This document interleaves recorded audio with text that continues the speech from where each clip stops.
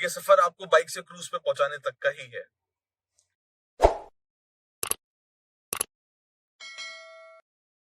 Hello दोस्तों, नमस्कार भारत, आकाश खरे का प्रणाम। Welcome back to the channel Akash Piscean. एक नई एनर्जी, एक नए ट्रांसफॉर्मेशन और एक नई टॉपिक के साथ। आज का टॉपिक मैंने काफी इंटरेस्टिंग चूज किया है। आपकी एज 18 साल हो या 81 साल, आपने पैसा कमाना बंद कर दिया है या पैसा कमाना शुरू करने वाले हैं, ये व्लॉग आपके लिए बना है। और जिस टॉपिक के बारे में आज बात करने वाले हैं, हमको पूरी जिंदगी अपने पास वो कम लगता है और हम पूरी जिंदगी उसको और बढ़ाने में लगे रहते हैं। और बेस्ट पार्ट ये है कि हमको हमेशा वो दूसरों के पास ज्यादा लगता है। तो वो टॉपिक है धन। होता सबके पास, देता कोई नहीं। तो हम जिस टॉपिक के बारे में आज बात करना चाह रहे हैं, इसको सिर्फ मैं एक नेक्स्ट इनकम या पैसिव इनकम से रिलेट नहीं करना चाहूंगा, but it's about money management. Irony ये है कि स्कूल से लेके कॉलेज तक, जॉब से लेके बिजनेस तक, हम सब इसके नियर अबाउट घूम रहे होते हैं और हमेशा सिर्फ पैसा बढ़ाने की बात कर रहे होते हैं। लेकिन उसको मैनेज कैसे करना, ये हमें कोई नहीं सिखाता है। ना किसी स्कूल में, ना कहीं कॉलेज में, ना कोई सब्जेक्ट है, ना कोई कोर्स है। और एट लास्ट हम सब आके उसी ट्रैप में फंस जाते हैं और हमको शायद ऐसा लग रहा होता है कि जैसे ही हमारी इनकम बढ़ेगी, ये सारी हमारी प्रॉब्लम्स खत्म हो जाएगी। ऐसा बिल्कुल नहीं है। आप में से काफी सारे लोगों ने शायद रॉबर्ट टी कियोसाकी की रिच डैड पुअर डैड पढ़ी होगी, और अगर नहीं पढ़ी है तो प्लीज वो बुक जरूर पढ़िए। उस बुक में इस टॉपिक को बहुत अच्छे तरह से एक्सप्लेन किया गया है कि पैसा कैसे बनाते हैं, पैसिव इनकम क्या होती है। डिग्री सिर्फ इंपॉर्टेंट नहीं है पैसा बनाने के लिए। तो आई विल डेफिनेटली रेफर कि आप वो बुक पढ़िए। आपको अपनी लाइफ के लिए बहुत अच्छे लेसन उससे मिलेंगे। तो उसी टॉपिक, उसी बुक से काफी कुछ चीजें ड्राइव करके और मैंने अपने कुछ थॉट्स जोड़ के मैंने ये व्लॉग बनाया है, जिसमें मैं आपको कोशिश करूंगा समझाने की कि how important is your passive income, और आप जो पैसा बढ़ाने की रेस में हम पूरी जिंदगी अपनी बिता देते हैं, वो कितना इंपॉर्टेंट है। तो please do watch this video till and. अगर आप भी उसी रैट रेस में है कि आपकी सैलरी चाहे 10,000 हो या 1 लाख हो, आपको रात में सपने तो क्रूज और चार्टर्ड प्लेन के आते हैं, लेकिन सुबह जब उठ के आपको अपनी फटफटिया पे बैठना होता है तो आपके सारे सपने चूर चूर हो जाते हैं।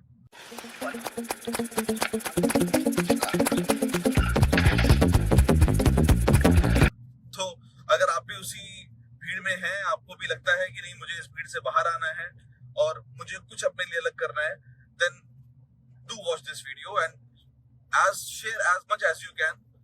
मुझे ये मोटिवेशन देगा कि ताकि मैं आपके लिए और अच्छे व्लॉग्स बना के लेकर आऊं और आपकी जिंदगी में कुछ एक नया ट्रांसफॉर्मेशन ऐड कर पाऊं।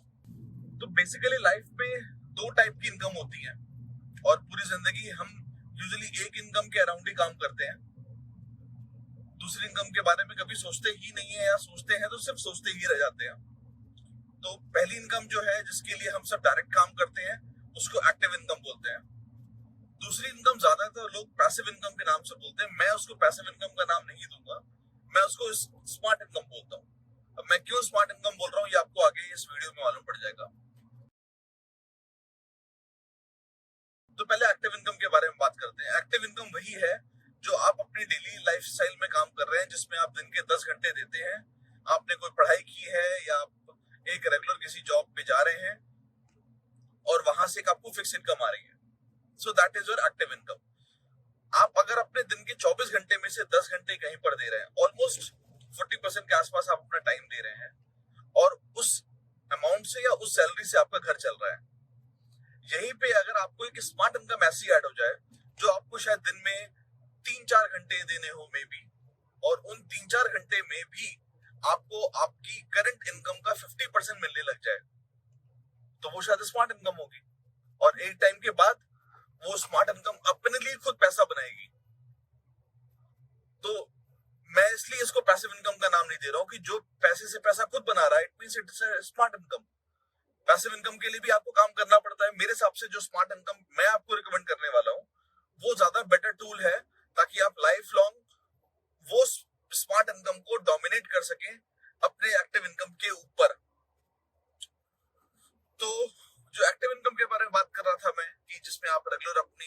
पे जाते हैं, वहां पे आपने जो पढ़ाई की आप उसको यूटिलाइज करते हैं।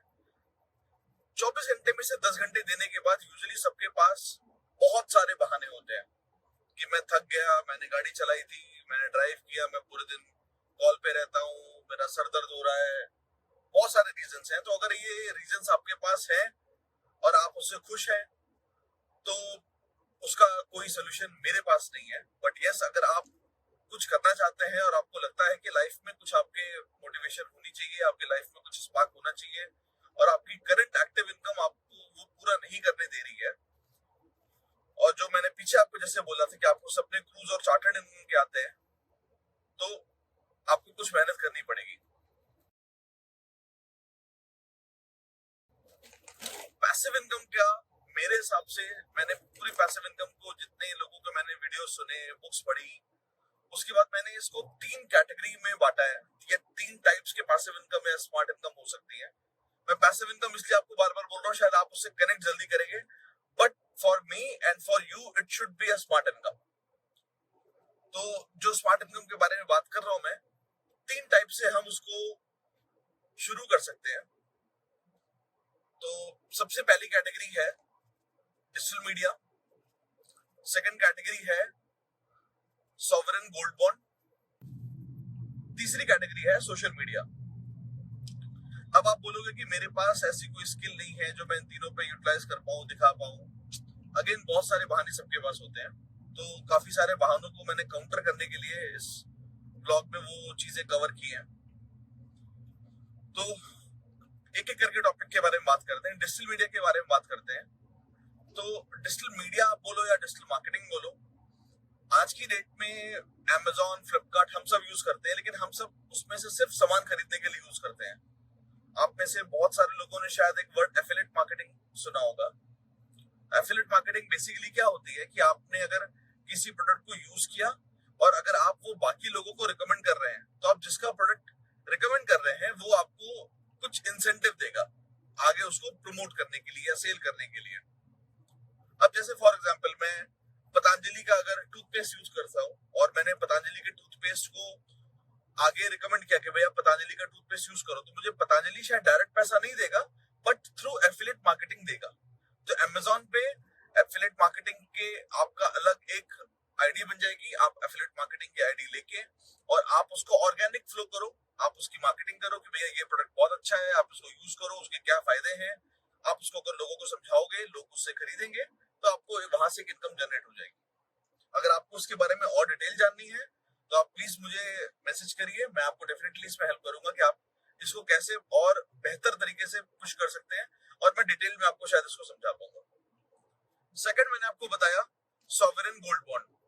बहुत सारे लोगों को उसके बारे में नहीं पता है और उनको लगता है कि सॉवरेन गोल्ड बॉन्ड में शायद जो बेसिकली जितना मैंने सुना लोगों को, जो उसको लोग कनेक्ट कर पाते हैं, वो उसको सिर्फ गोल्ड खरीदने से लेके लिंक करते हैं, जबकि ऐसा नहीं है।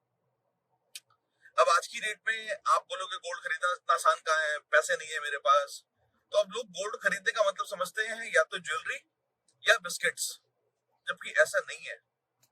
गवर्नमेंट ने एक सॉवरेन गोल्ड बॉन्ड SGB के नाम से मार्केट में एक नॉन फिजिकल गोल्ड मूवमेंट चलाया हुआ है। तो बेसिकली इसमें होगा क्या कि आप फिजिकली आप कोई गोल्ड आपके पास नहीं होगा, तो आप सिर्फ क्या करेंगे, उतनी गोल्ड वैल्यू का पेपर आपको मिल जाएगा। तो फॉर एग्जांपल अगर आप 1 ग्राम गोल्ड लेते हैं, 1 ग्राम गोल्ड की वैल्यू होती है 5195 रुपए, 5195। मैं गल्ला इधर लिख लूं कहीं यूपीएससी के एग्जाम में ना आ जाए। तो आप 5195 रुपीज का गोल्ड खरीद लो, आपके पास सिर्फ एक पेपर होगा जिसमें लिखा होगा कि you are a holder of 1 gram of gold. आपको फिजिकली अपने पास पहली बात तो कोई गोल्ड नहीं रखना है, आपके पास सिर्फ वो पेपर होगा। और जैसे ही गोल्ड में इन्फ्लेशन आएगा, मान लीजिए आज की डेट में आपने गोल्ड लिया और आज से 3 साल बाद उसी गोल्ड की वैल्यू 10% बढ़ गई, तो आपको सेम 10% का इंक्रीमेंट आपको अपने उस 1 ग्राम के गोल्ड पे मिलेगा। तो पहला बेनिफिट क्या हुआ कि आपने कोई गोल्ड नहीं रखा, आपके पास कोई चोरी चमारी की दिक्कत नहीं, आपको कोई ऐसा डर नहीं है। दूसरा बेनिफिट क्या हुआ कि जो गोल्ड में इन्फ्लेशन मिलता है, सबको मिलता है, वो आपको ही मिल गया। तीसरा बेस्ट पार्ट कि यूजुअली ज्वेलरी में या बिस्किट्स में भी मेकिंग चार्जेस लगते हैं, आपके वो नहीं लगे। बेस्ट पार्ट कि आपको गवर्नमेंट उस पे भी 2.5% का इंटरेस्ट देगी। तो आई थिंक अगर आपकी सैलरी 10,000 रुपए भी है तो शायद आप 3 महीने, 4 महीने, 5 महीने में 1 ग्राम गोल्ड तो ले सकते हैं। और इसी के अकॉर्डिंग आपकी जितनी सैलरी है, अगर आप उसमें से कुछ एक पोर्शन निकाल के 1 ग्राम गोल्ड, 2 ग्राम गोल्ड, आप जितना मैक्सिमम ले सकते हैं, तो एज पर गवर्नमेंट नॉर्म्स आप मिनिमम 1 ग्राम गोल्ड और मैक्सिमम 4 किलो गोल्ड ले सकते हैं। तो आपकी जितनी बाइंग कैपेसिटी है, आप उसके हिसाब से गोल्ड खरीद के उसके पेपर्स आप ले सकते हैं। यूजुअली ये जो है वो आपको पोस्ट ऑफिस के थ्रू, एसबीआई के थ्रू, इन सारे सोर्सेस के थ्रू मिल सकता है। आरबीआई की इसमें अपनी गाइडलाइंस भी हैं कि आप इसको कैसे ले सकते हैं, कौन जेन्युइन है, कौन जेन्युइन नहीं है। अगेन, अगर आपको इसके बारे में और डिटेल चाहिए देन डू कॉन्टैक्ट मी, मैं आपको इसमें हेल्प करूंगा कि आप इसको कैसे आगे और ज्यादा बेटर तरीके से मैनेज कर सकते हैं। थर्ड, मैंने आपको जो बोला दैट इज सोशल मीडिया। तो सोशल मीडिया के साथ ही साथ मैं इसमें स्टॉक्स पे लिंक करूंगा। अब सोशल मीडिया का क्या आप कैसे यूटिलाइजेशन कर सकते हैं?